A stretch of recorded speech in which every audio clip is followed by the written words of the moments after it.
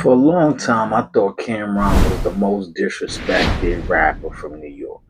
Like, by far, he did all the things that a Fabulous did. He wrote for artists like a Jadakiss did. He held his own on the feature just like a Fat Joe did, you know, and he was able to make a name for himself in an era where a Mace existed, a DMX existed, Jay Z was holding it down. Like Cameron came out in 97, 98, right? Like mixtapes, he was on them, So I never understood why Cam didn't get that credit. The reality is, this album from Cameron to me is a certified classic. Like I don't know who the pundits are. I don't know who was taking notes in '97 when this dropped, but by far, 357 was for me one of the biggest songs on the radio in '97. I'm not necessarily saying top five ever. I'm not going that far, but in that era, top 10, like what?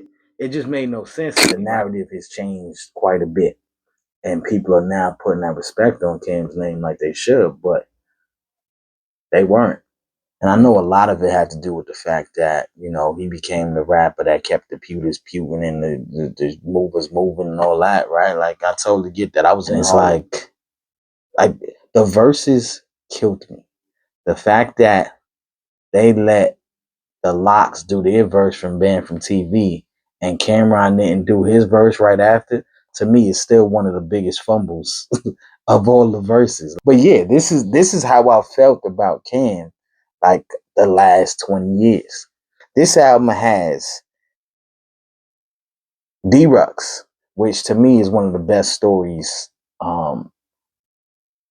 ever. Like there's really D-Ruggs is one of them ones. It has Death, which I'm still waiting for part two, Cam.